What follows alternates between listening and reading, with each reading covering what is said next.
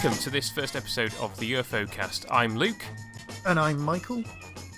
And we are starting out on this journey through Gerry Anderson's UFO in the world of podcasting. But we are not primarily podcasters of Gerry Anderson shows. Michael, can you just give us a little bit of your background in podcasting? Well, yeah, of course. Right, well, I'm now in my, getting on for 11th year of the Tin Dog podcast. I'm sure we both kind of jumped on the podcasting bandwagon quite early on. And the Tin Dog podcast is, well, it's a Doctor Who podcast primarily, although I've obviously dabbled in a bit of Blake 7 here and there. I've done a bit of Torchwood. I've done all sorts of things like Dirk Gently, whichever just sort of grabbed me as time's gone by. But the primary focus of the last 700 episodes has been, well, just me doing a very short review about a certain thing, a new book, a new episode of Doctor Who stuff. And that's kind of where I'm at. Obviously, every so often I do interviews with writers or directors or whatever, and we definitely do stuff about people at Hooverville or conventions and things like that. But it is mostly Doctor Who. Cool. And I'm the host of the Minute Doctor Who podcast, which has been running for 9 years, primarily on video, which is also about Doctor Who, unsurprisingly from the title. But Michael and I are both into Gerry Anderson shows as well. I started off, like many of my generation, with the repeat of Thunderbirds when I was probably about 6 or 7. Whenever it was, the BBC repeated them in the early 90s. And I watched Stingray, Captain Scarlet, Joe 90, but they didn't show UFO. Because obviously UFO was a different kind of show. It wasn't for kids, it was an adult show. And so I came to UFO through the DVDs, which I stumbled across in probably HMV, I suspect. May even have been Virgin Megastore, remember those? Back when I was a student. And I was like, well, this is a Gerry Anderson thing, I'm going to enjoy it. So I went in and bought them on DVD. And I've watched them probably 3 or 4, well, the whole series maybe 3 or 4 times since then. Michael, where did you first come across UFO and the works of Gerry Anderson? Well, I was always an Anderson fan because we kind of grew up with them in our house. My dad was a big fan.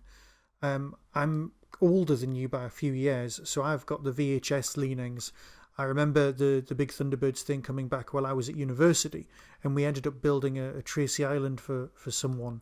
I remember that being a big thing. But also, I was just seriously into puppets as well. But for me, the Gerry Anderson things has always been about it's not just the puppets or the performances or the stories, it's about the vehicles.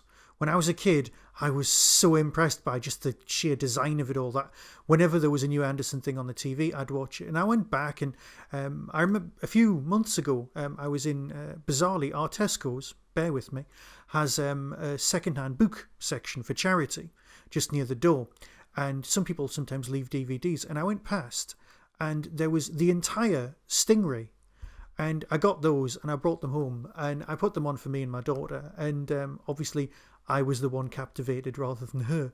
But she is a huge fan of the brand new Hyper Marionation Thunderbirds. We've watched every single episode of that together. And now I know it's CGI and we'll end up in a huge CGI versus puppets debate. And trust me, that debate I could handle my corner in for some time. But I was always again, Thunderbirds was the big one. But on the live action Anderson front, for me, was the VHS collection I had of the entire Space 1999. I remember sitting down, because I used to watch that was a Saturday morning thing on our local ITV network as a kid growing up, and I'd watch them. But obviously I'd watch them and I'd have them in the same headspace as like Blake 7, which was on a similar time, and of course obviously Doctor Who. Now the Doctor Who's the main theme throughout my life, but Gerry Anderson keeps popping up. I mean, I met him and I'm sure we'll talk about those incidents later on, but it's just so odd that UFO I've got memories of, flashes, just tiny moments, and I owned the 1971, I think it was, annual that I picked up at a jumble sale because it had lots of stuff about the ships and things like that and the spacecraft, and I watched it and I know it's about UFOs or UFOs, whatever we want to decide to call them, and coming to Earth, and in the opening credits. Now the one thing that always is in my head about this is the music. which I know we're going to cover as well. But the theme tune is on the Cult Fiction Royale CD, which when I was working somewhere, we always used to have on in the background because it was just a collection of the best TV themes. And I just adore the UFO music. It's so evocative, and it just gets you going. It always puts me in a good mood. Whether it's applicable for the TV show, I'm sure we can discuss. But as a piece of music, it's storming. So yeah, UFO's been on my radar, but I'm not as familiar with it as I want to be. So that's where I'm coming from. Great. Well, and over the next year, because what we're going to be doing is we're going to be releasing one episode every fortnight, and because UFO was 26 episodes, obviously that will take us up to 52 weeks. So over the next year, we'll be going through the whole series, discussing an episode of the show, each episode of this podcast. And just a quick note on the order that we're going to do that in. I've been consulting a website called ufoseries.com, so thank you to the author there. And he lists 7 different orders that you can watch the episodes in. Because this was originally an ITV show, it was sent around the country, and different regions broadcast the episodes in different orders. Some episodes. This is in the UK. This is in the UK. Yeah. And some were not even broadcast in certain areas until much later. The final episode in almost all of the orders, it involves some drug taking. So I think that was perhaps why that one wasn't always shown. But it means that it may be that you're familiar with a particular order. So I'd just like to give a note on why we're going to do the order that we're going to do. We're going to be following the order that's on the DVDs in the UK, which is the order that's recommended by Fanderson, which almost entirely follows the order that the episodes were produced in, with a couple of episodes early on reordered. But you see, I find that pretty much odd. following that. I find out that it's the production order is actually the order that they were released in, because just for example, off the top of my head, Peter Davison's run as the Doctor, his third story was recorded first. Now I know that An Unearthly Child's recorded first because it's like the pilot, but you've got, these days you don't record a new series until everyone's a bit settled into the characters and things like that. But you've got a full run paid for by Lou Grade, I'm guessing, and they're going to go in episode 1. Let's make episode 1 first, when the actors are a bit feeling their way. So I mean, I'm impressed by the amount of guts that took as a production company to do, but it always surprised me a bit. But yeah, I'm up for that order completely. It makes total sense. And if you've bought the DVDs, all you do is press play and skip the next episode. So that makes so much more sense. Now, I'm aware that the show has also been released on Blu-ray, because like all these shows, was shot on film, so it was able to be rescanned at high definition. I'm assuming that the Blu-ray order is the same. If you are watching on Blu-ray, please email into the show. UFOcast@yahoo.com is the address. Yeah, I did not have a spare 50-odd quid to buy it. So no, I looked at that and was like, oof, yeah, that's a bit. But I would love to watch it on Blu-ray, because I'm sure it looks absolutely amazing. Just a quick note on the fact that one of these orders that I'm looking at here is the Japanese order.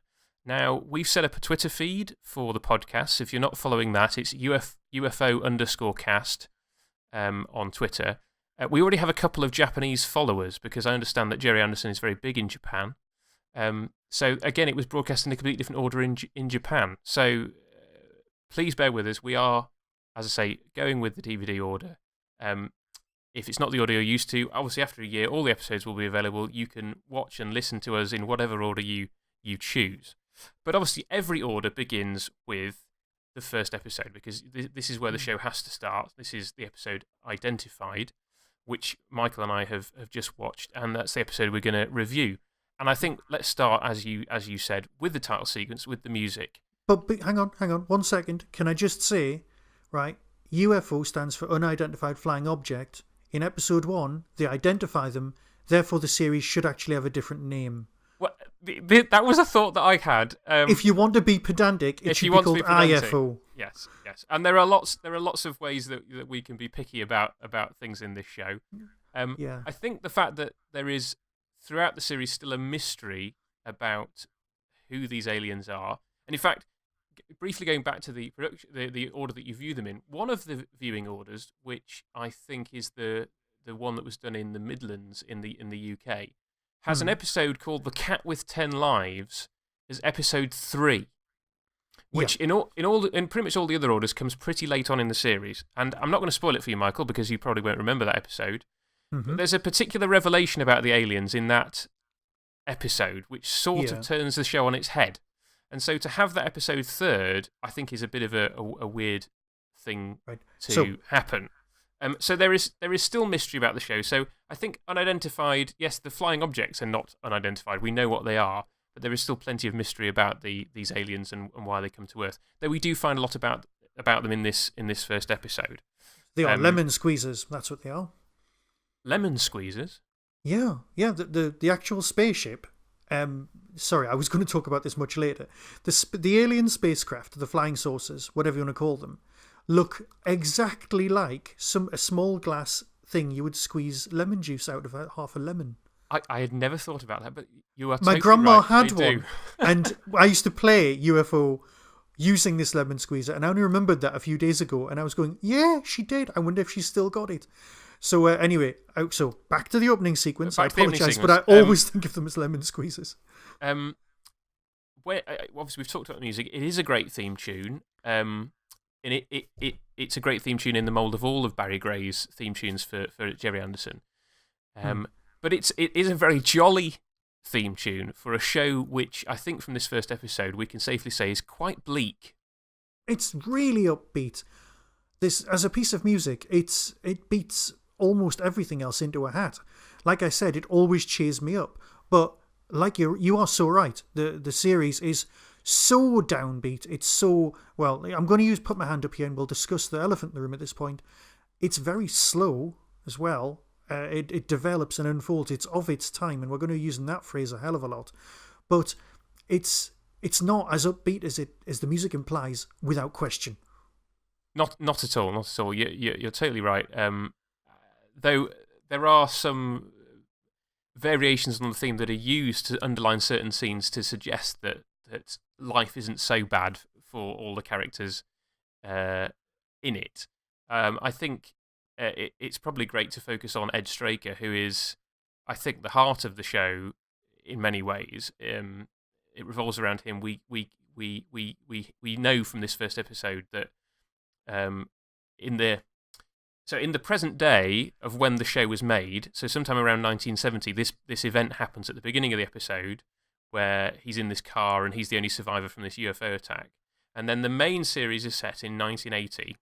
And they are so blatant about that. They keep flashing up 1980, almost in a kind of a blipvert kind of a way.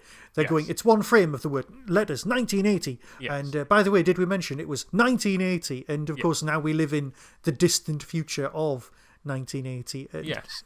And I was wondering about why they set the show so specifically at a date. Yeah. Well, so near into the future. And I figured the reason was because this was the first, well, apart from Secret Service, but let's not go there. But this was the first kind of fully live action. Yes, let's not go there today. Yes, this was the first fully live action Jerry Anderson show in terms of the actors, and so they were going to be filming in the real world, so they couldn't set it too far in the future. I think they wanted to kind of have a sense of reality, and obviously at the time that this was being made, I mean, it probably actually even before while production was going on, was the first moon landing. And so there was a sense that maybe in 1980 we would have moon bases. That was not inconceivable at the time that this production not at all. That was to be fair, when I was growing up, it was expected. Yeah. Whereas for us looking at it today, we're just like, well, that's ridiculous. Who would have thought that there would have been a moon base in 1980?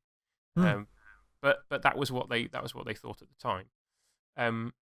Obviously, some of the technology, some of the machines are still very much of the kind of Century 21 Anderson kind of style, and obviously the show still begins with the famous Century 21 kind of arrow going down the tunnel, so we know that this is a Century 21 production even though it's set in 1980. And there are some interesting predictions about 1980 which I think we'll come to in future episodes. But we must various say things that they predict. There's one thing in this episode that is spot on to the year as a prediction. There is a guy trundling along a corridor in a C5. A Sinclair C5, the guy, for no reason whatsoever, trundles along a corridor in basically some sort of weird hover buggy thing, and it's a C5. It truly is. And you know what? As a piece of future prediction, yeah, I take my hat off. I truly do, because it's terrible. Well, should we talk a little bit more about some of those future predictions in terms of and this is huge for this show in terms of both race and gender. I don't think we can talk about this show without talking about both of those. So, that's what we need. Two white middle-aged men talking about gender and race. That's what we need more of.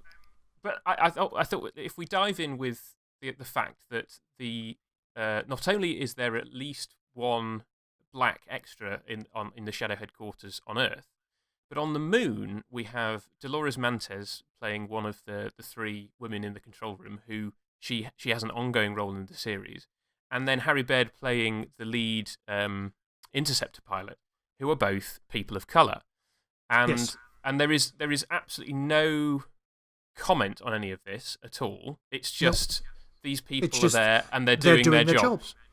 Yeah. And I think it's the next episode more specifically addresses the race issue with a focus on him. But it's just great to see this show that was made in 1969, 1970 with these ideas of the fact that the future would be more racially equal and that race would not be it's only 3 years after Star Trek.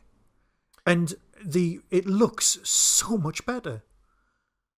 Just in general, production wise, but for the race thing, I mean, even that was kind of milked a bit in Star Trek, but it's just not even commented on. Now, we're not saying it's some sort of pinnacle of race relationships or an absence of sexism, because if you just watch, well, let's call it the shower scene, shall we?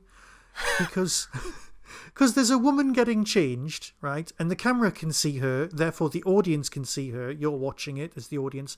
And there's a one-way mirror so that we cut to a man standing on the other side who looks like he's watching her, but really he's looking at his own reflection. Oh, hilarious. Yes.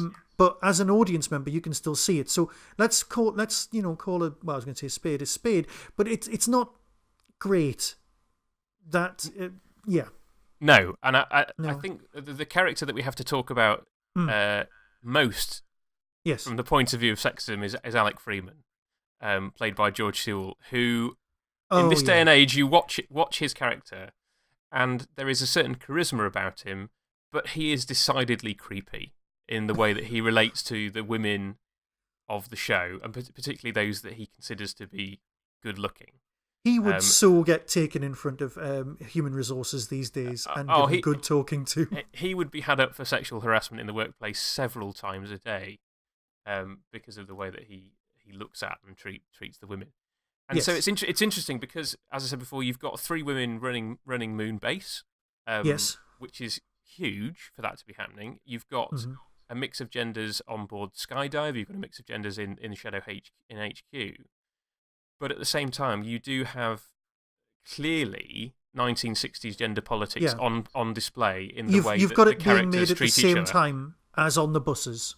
We have to remember that as us sitting here in 2017, we have to know that it was being made almost in a studio next door to stuff like on the buses. It's a different world.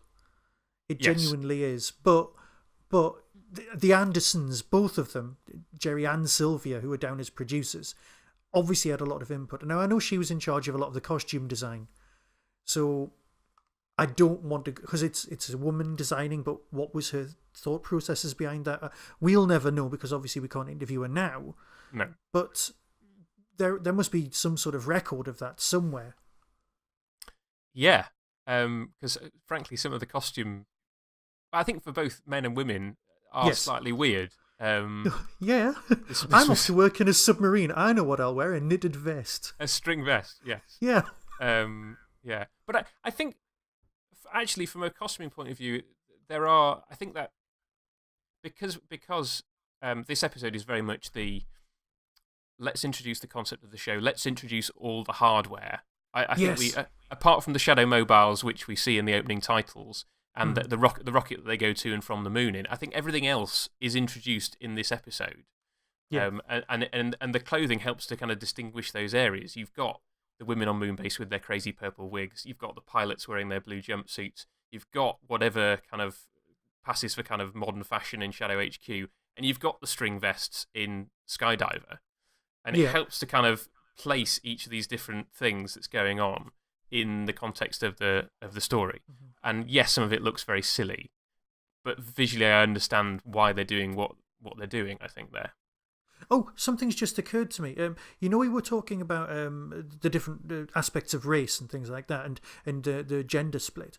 Just going back to I believe the show Secret Service was made before this, but before that we had Captain Scarlet, and you've got all of the angels being female and multiracial as well. They're all fly, but it's only females who were allowed to fly the interceptors. Yes. So I could never quite figure that one either, but that's beside the point because it was always by far the single best designed aeroplane. But there was definite different races in Spectrum across the board. Yes, that was that was a theme that started then, and obviously they're picking it up here, and I think moving forward with it definitely in terms of who they've cast.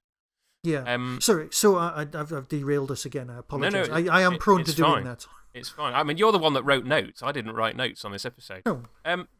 Perhaps now is a good time to actually talk about the plot of this episode. Yeah.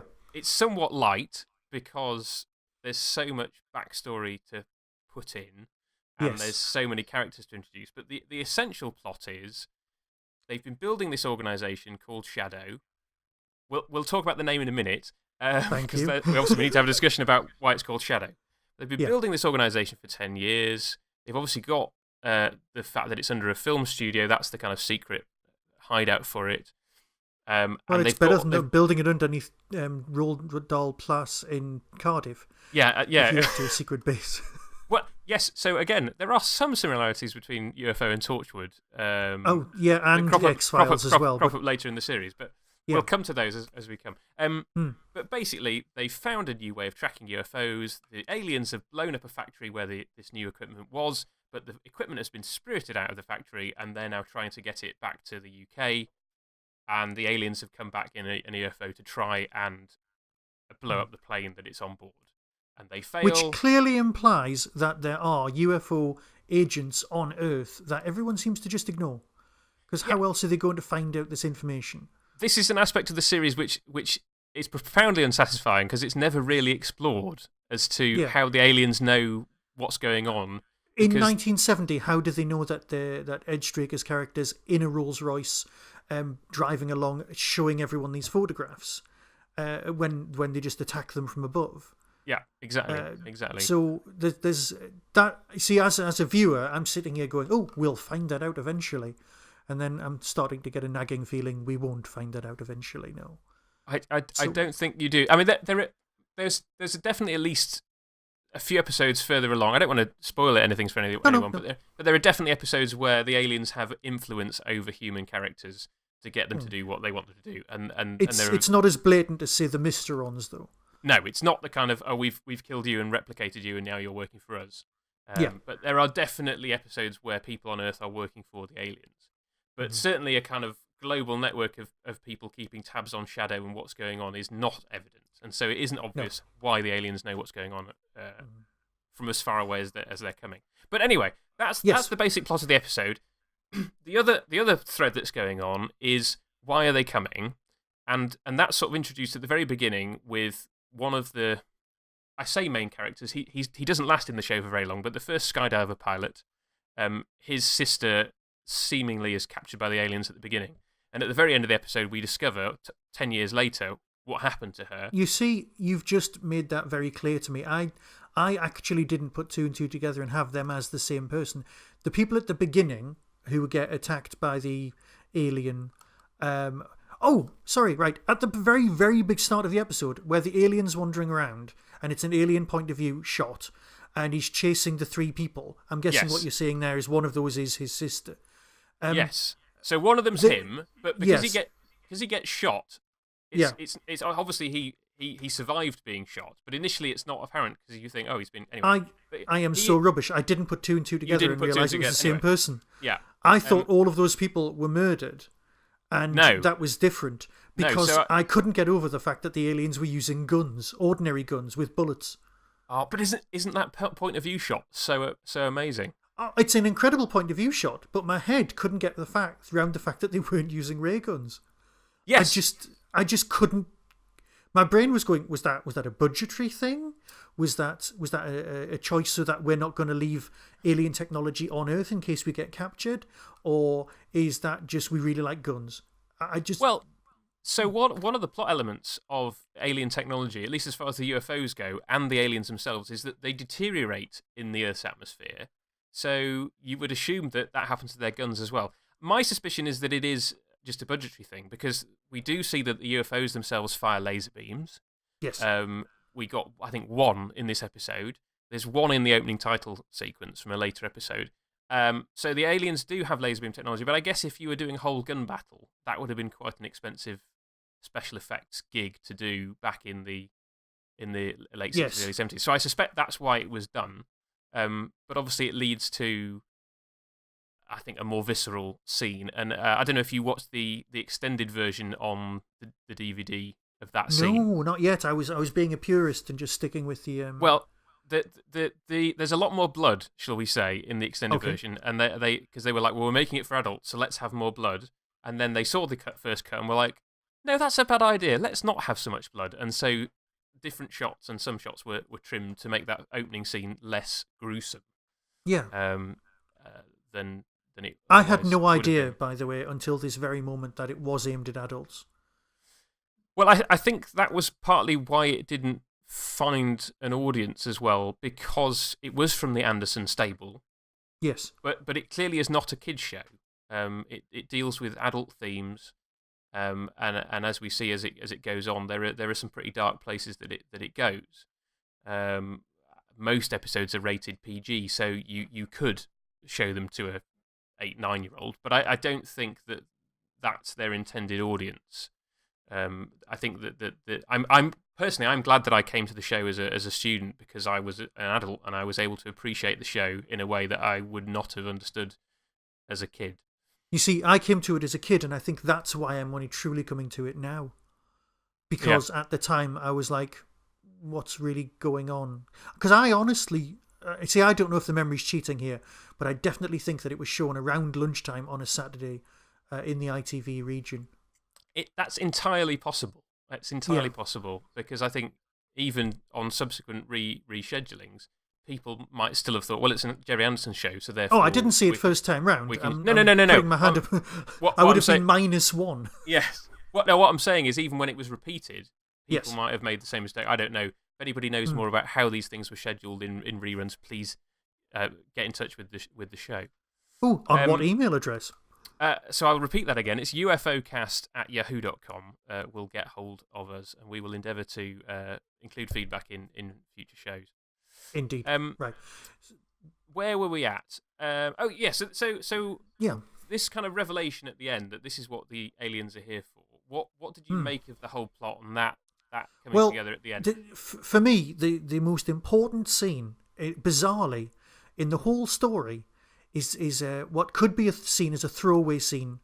It's about halfway through, and there's Ed Straker's character calls someone into his office who's just a minion. I don't think you ever see them again or anything, and the minion's made a mistake. And what Ed has to do is Ed stands there and mansplains the entire setup of Shadow, what it's for, who the aliens are, and everything to this minion. And the minion just has to nod and smile and go, yeah, I'm sorry, I messed up, and then leaves. And without that one scene of basically someone getting told off, the episode really does lose a lot of its background, its whole build-up. So although there's like an alien autopsy scene, there's shooting down a UFO, there's the moon base launching, which is nice and laboured and has models and live action and people going down tubes and intense moments of the scanners and all that business. Without this one scene of two people standing in an empty room arguing, the whole episode loses about 90% of its exposition. Yes, yes. And there are a couple of other scenes like that between Straker and Freeman, where you're like, hang on, these guys have been working together for a long time, and they're explaining to each other the plot. Yes. Which is a little bit clunky, I have to say. Yeah. Also, it's as evidence of it being of its time. They're all standing around. Everyone's smoking. I can't believe at some point. I'm sure somebody smokes on Moonbase. That might be just in my head, but I really don't think you want to be doing that in a high oxygen atmosphere. No. But, somebody definitely smokes on the submarine. That definitely happened. You're like, what? That's just crazy. Why would you smoke in a submarine? There's a lot of smoking, but the guy says, oh, well, you don't drink, do you? And I'm thinking, no, but you are puffing on a massive cigar. Yes. But he doesn't drink, but he has that bar in his office, and then Freeman pours himself, a triple scotch? Yeah, at work. That's what you need at work. An electronic bar that measures everything out perfectly and runs on push-button technology. It's not... Yes. That's the 70s. It's brilliant. It is brilliant. It is. So yeah, you've got that build-up plot-wise of the aliens might want to come and take out this piece of technology that will allow, apparently, because they sit on the plane and have a chat, and you know what? I still want to call him Radcliffe, and I apologise for that because he's.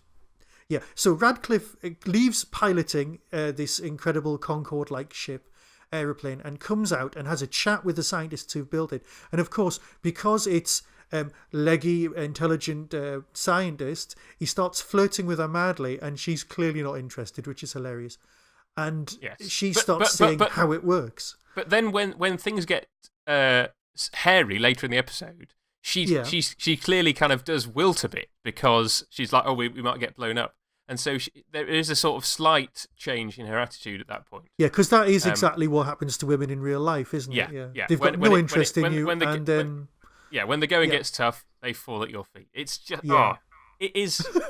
I think it's one of the speed of television production, but then that goes for anything from this era. But also the sexism in it. Those are the two things, I think, that make this show harder to watch now. Yes. Than anything else. So, did this episode grab you? If you were just coming to this fresh, back in the late 60s, early 70s, and watched this episode, would you be like, right, I've got to tune in next week? Or do you think it's going to be a bit of a slow burn? I know my dad watched it on first showing, so I will be talking to him about this, see if he can remember anything. But if it's an ITC show, and they notoriously did do pretty high quality stuff, and just for the look of the show, I'd want to come back, but also for the mystery of, right, we think we know why they're here for our bodies, or obviously they're dying off. And to be fair, Ed Straker's description of the alien race is basically a description of us now. It's a bit weird. It's like, yes, their birth rate's falling, they've got a polluted atmosphere, their planet's on the edge of destruction, and I'm sitting here going, thanks, Jerry, you've just cheered me up no end, looking out of the window at the storms. So, that's perhaps we'll be there one day, and I'm sitting here going, we already are, hooray! Not depressed at all. I suppose the only thing that we don't have is the genetic sterility. Well, I don't know. We're half as fertile as we were 80 years ago. Well, maybe we're heading in that direction. The other interesting thing, this was one thing that struck me this time around watching it that hadn't struck me before, is at the end when they identify that the heart came from Carlin's sister. Yes. The implication is that that's the only human organ in the alien's body, but it's had about 4 or 5 other transplants.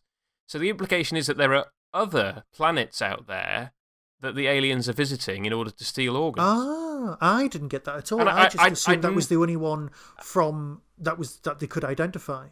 The rest of them were human. I'd have to listen to the dialogue again, but I think the implication was that the heart was human. Yeah. And then in the further scene, you find out whose heart it was. But the implication, therefore, that the other organs are not, and therefore there are other planets out there that are also being invaded by these aliens. Which leads to the assumption that there are other populated planets in the UFO universe, so to speak. Yeah, 2 points on that one. The first one is, obviously there wasn't DNA tracking or whatever then in the 70s. Yes. But they do basically use something that implies that it's exactly that. In order to, they call it electro something or other. Electro made up of it. Yeah.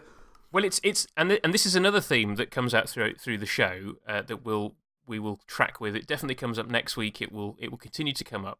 Is computers knowing things? You know what? Those computers. Those computers. All computers should look like that. Big, massive, spinny wheels of tape. God, yeah. I think all computers should look like that. Laptops should fit in a massive case. That's what the future should be.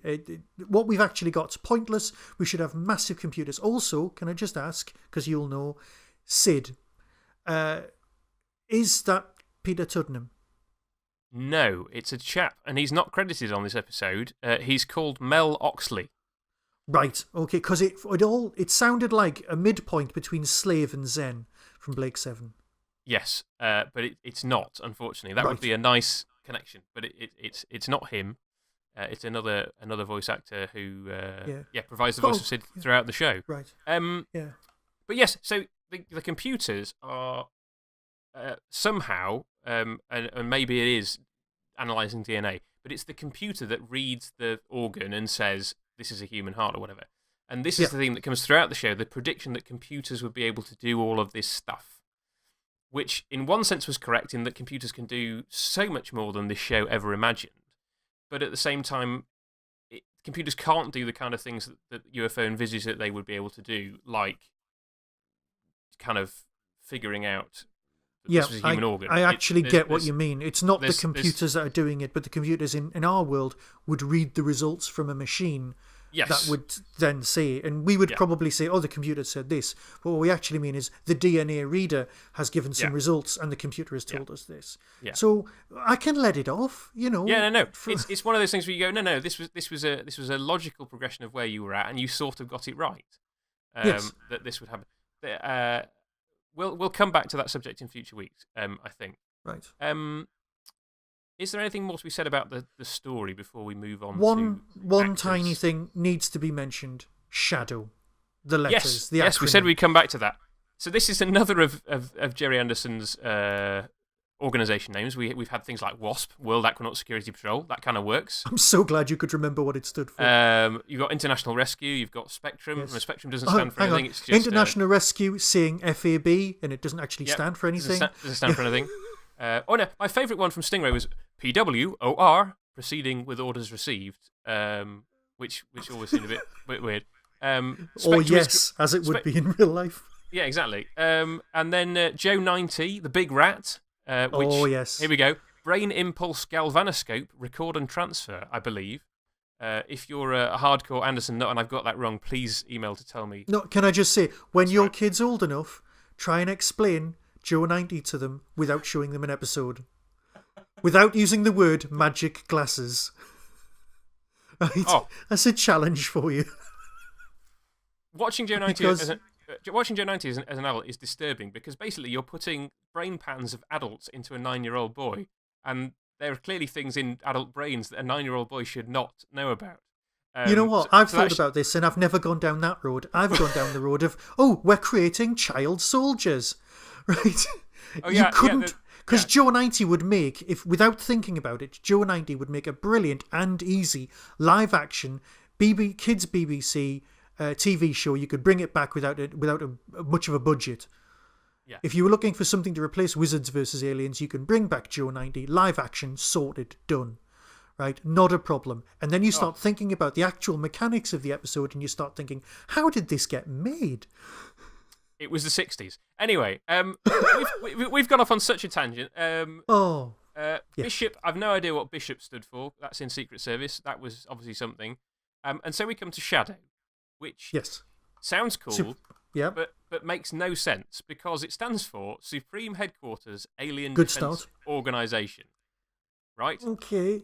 Now, one assumes that the Supreme Headquarters is the thing under the film studio. Right? I can live with that. So why is it called Shadow everywhere else? Like, on Moonbase, that should be the MHADO. That should be the Moon headquarters of the Alien Defense Organization. Did you get what I mean? You know what? like many things, and let's face it, we are Doctor Who fans, we know this, if you look too closely, it all falls apart. Yes, it does. It does. And you know what? Deep down, we may pick on this show, but seriously, it's like family. We're only picking on it because we love it. Yes. And yes. All of this is coming from a good place. Yes. But, yeah. So what's your opinion of the name? Well, it's like Uncle in The Man from U.N.C.L.E. It's like you start off with what you want it to be called. You want the organisation to be called Shadow because it's a bit shadowy. Yeah. And then you work backwards, you retro-engineer it, and you really try hard, possibly in the pub with a napkin and a pen. And then you go, oh, that'll do, we'll come back to it later. And you never do. That's all I think it was. Yeah. And I mean, it works. And everyone gets lovely little badges with a little man with a shadow or a figure of a human with a shadow, and everything's called Shadow with a little full stops. And that's fair enough. We've all had equally bad names. I mean, in reality, you had things like Project Blue Book, which is, meaningless, but it's fine. Yeah, it works. One final thing before we move on to actors. If the lift is supposed to be secret, why does it have a window in it? Because surely anybody outside the building would see the room going up and down and wonder, why is that room a lift? Again, this is coming from a good place, but you're so right. Yes, it's just... And also from an audience point of view, you wouldn't know it was going down if you just closed the curtains and then it went down. Yes, no, so I understand why it's done. It makes sense because it immediately telegraphs to the audience that it's going down. But from a secret organisation point of view, it doesn't really make sense.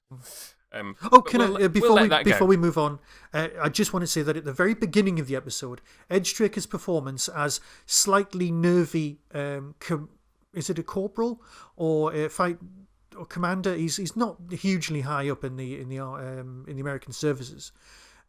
He's very nervy and he's not very confident.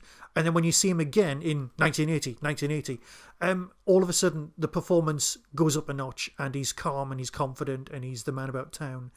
And I'd never experienced that before, and I was really impressed. Yes, well, I think from a performance point of view, you kind of know you're in good hands.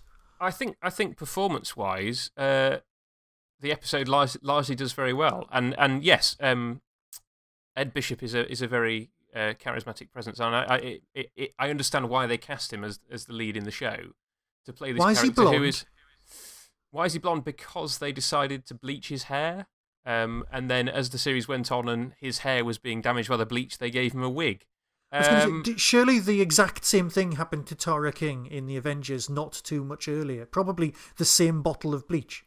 Well, I suspect it was a case of they didn't want to lead characters with brown hair, and that they were like, well, let's have a contrast by making him. Yeah, I suppose it's the first year. I mean, it's within because the UK got colour TV around this time, and that's why Thunderbirds was sold around the world because it was made in colour. Yeah, I mean, people needed colour so they could sell it on. So colour TV was coming in about this time, so it makes it easier for people to differentiate, I suppose, if you've still got a black and white TV. That's the amazing thing.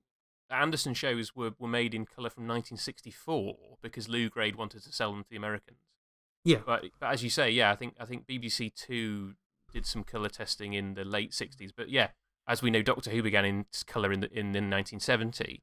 And so this was one of the first shows that would have been able to be actually watched in colour if you had a colour telly. So they were probably still, as you say, thinking about, well, how's it going to look in black and white as well as colour. Yeah.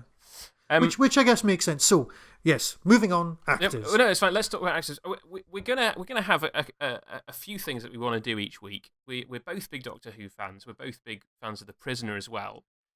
So we want to kind of highlight when an actor who's been in one of those shows turns up. But also, of course, Anderson worked with many people over the years, and some of these people crop up. So let's start with Anderson Watch.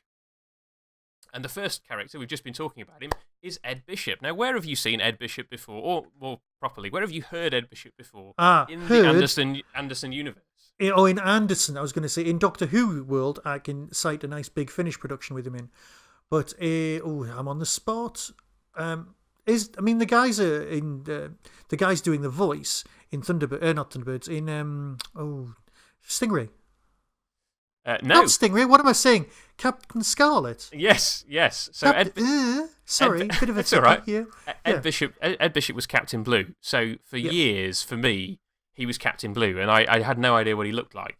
And then here he is as Ed Straker, looking not unlike Captain Blue, to be fair, with the blonde hair, but very much a harsher character than there. You know what? I think we've got Captain Blue's puppet at work.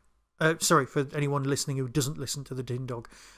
One of my jobs is I work at the museum, the National Media Museum in Bradford, and we've got Thunderbird 2, and we've got I think Captain Blue or Captain Scarlet, one of the original puppets, in one of the cases, and I walk past it most days. But I'm pretty sure it's Captain Blue. I will check before we get back. There you go. Brilliant. So that's Ed Bishop. He's a regular in the show. Yes. So let's go on to other characters. Shane Rimmer. Indeed. The voice of Scott Tracy is the co-pilot of the plane. Am I right in thinking that he's also the captain on the original Red Dwarf?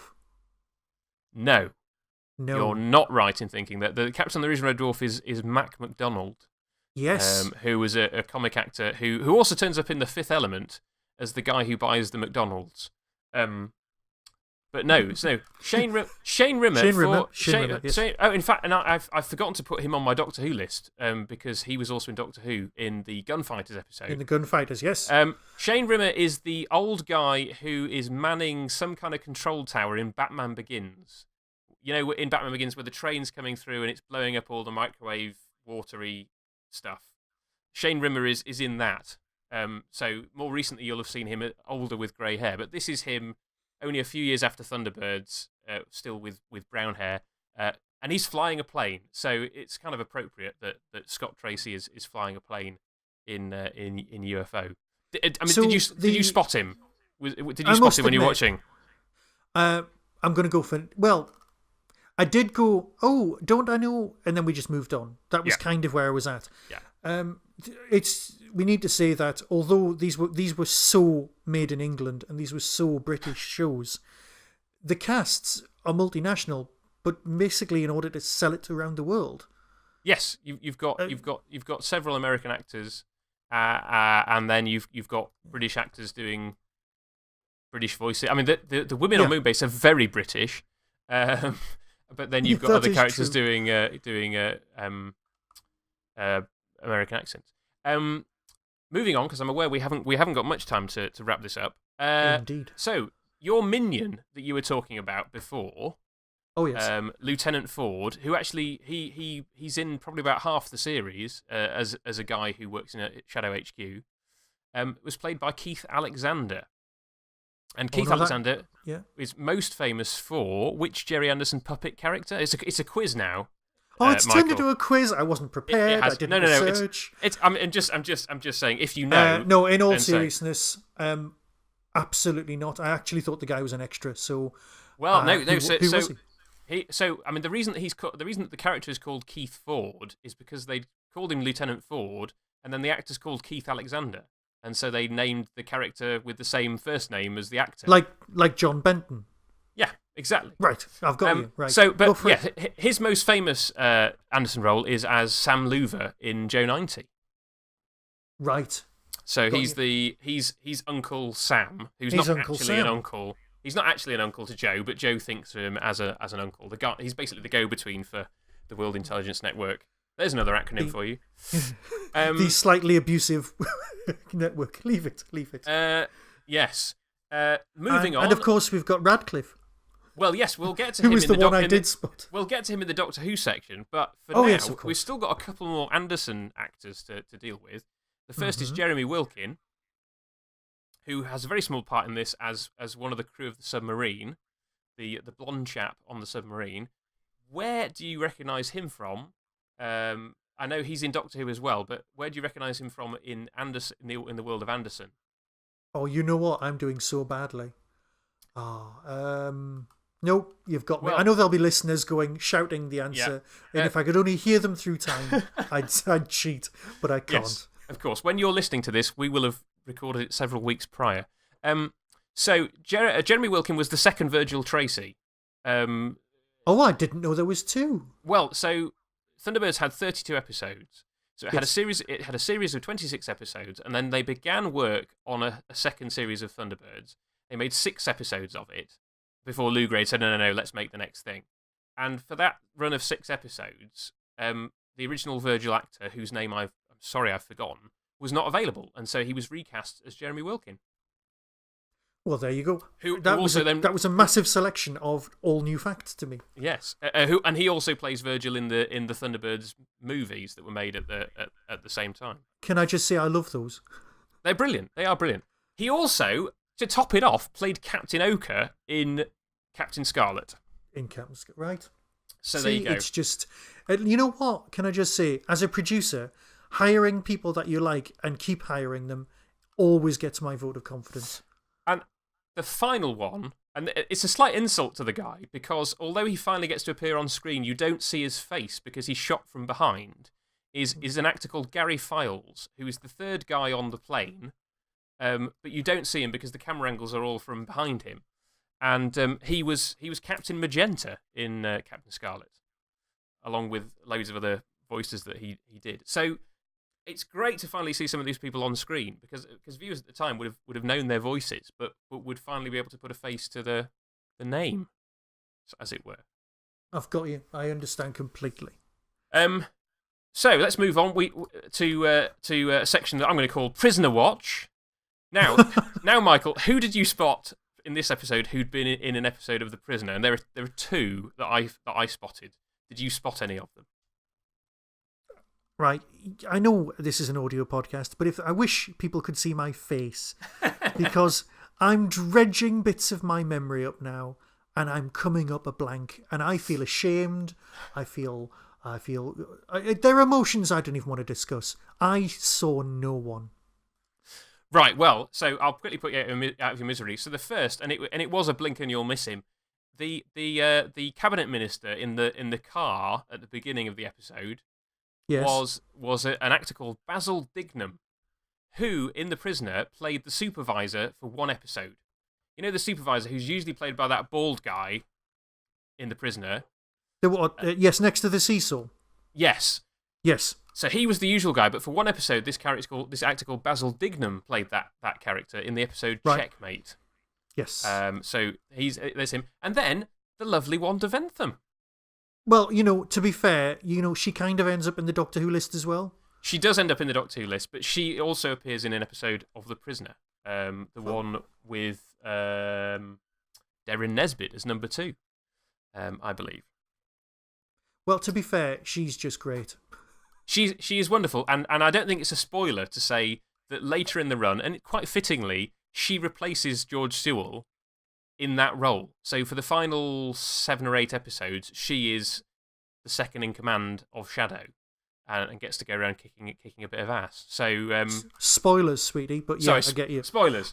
Sorry, I do apologise. She does come back later on. So, I mean, take it away with Doctor Who then, Michael, because you clearly spotted Doctor Who actors. Well, it was just the 2. For me, it was the Wanda and, of course, the bloke who played Radcliffe in the Nice Dalek story, the McCoy one. But I'm sure there were plenty more. Well, I've only got 2 more, and one of them I didn't know until I did my research. So the one of the 3 Moonbase pilots, played by Michael Mundell, was one of the outcast Time Lords in Invasion of Time. Tom Baker's the Shooby-Doobie-Gons, who just hang around outside Gallifrey. Yes, them. Outside the Citadel, yeah. Yes, so the pilot, that obviously not Harry Baird, and not the Lou Waterman, who was the guy on the other side of the mirror that you were talking about earlier. The other guy who literally comes in for that scene, that was a guy who appeared in Doctor Who. So we are scraping the barrel now. But let's finish off with, I've already mentioned him, Jeremy Wilkin. So we'd already heard about the fact that he was Virgil Tracy in Thunderbirds. He was in Revenge of the Cybermen as the villainous Kelman, who is working for both the Vogans and the Cybermen in that story. Is he the one with the really nice hairbrush? Yes, he's the one with the really nice hairbrush, which doubles as a really massive radio. It's a communication device. Yes. Yes. It just happens I've watched that story this week. and he is thoroughly villainous and horrible. It's all right. I've not watched this episode, but what I have watched is The League of Gentlemen, where Mark Gatiss does a whole "you couldn't get moved down here for Cybermen in the '70s" thing, where he's in the caves. Yes. Which reminded me of that story, hence the reason I was thinking about it. So there we go. That is serendipity. So we've rambled on. Wanda Ventham, obviously, also Benedict Cumberbatch's mum. If you didn't know that. We've pandered to every single bit of fandom now. We've ticked every box. I think there's nothing left. Well, no, there is one final thing left, and that is to say that Harry Baird, who played the lead astronaut, is the bus driver from The Italian Job. Well, you know what? I think that sums it all up. That's what this section's about. You don't get quality information like this on any other podcast. And there might be a reason for that. But in all fairness, it's actually worthwhile listening. Yeah. Basically, everybody has IMDb, so you can go and find this information out for yourself. But it's just, I mean, I don't know about you, Michael, but I love watching shows. And it's maybe because of being a Doctor Who fan, and there are several actors that crop up again and again. I love watching these shows and going, where have I seen him before? And UFO is one of those in which, I mean, it's very close to when The Prisoner was made, so there are several actors that crop up from The Prisoner. And obviously, Doctor Who has had so many actors in it over the years that you're bound to have some crossover. And there are plenty of storming guest performances from Doctor Who actors coming up that I'm really looking forward to. So we're going to be doing this section each week. Hopefully, it won't be this long because we have already covered the regular cast. So we're not going to kind of mention them every week because that would get a bit boring. But we will mention guest stars as and when they come along. Mm. So I think that's about it for our first episode. Well, in all fairness, I'm just going to consult my notes. And I think if there's something I haven't covered, things like Torchwood and the X-Files and a load of stuff that came later, you know what? We've got 26 episodes. I'm sure we can come back to it. We definitely will. So join us next time for Computer Affair.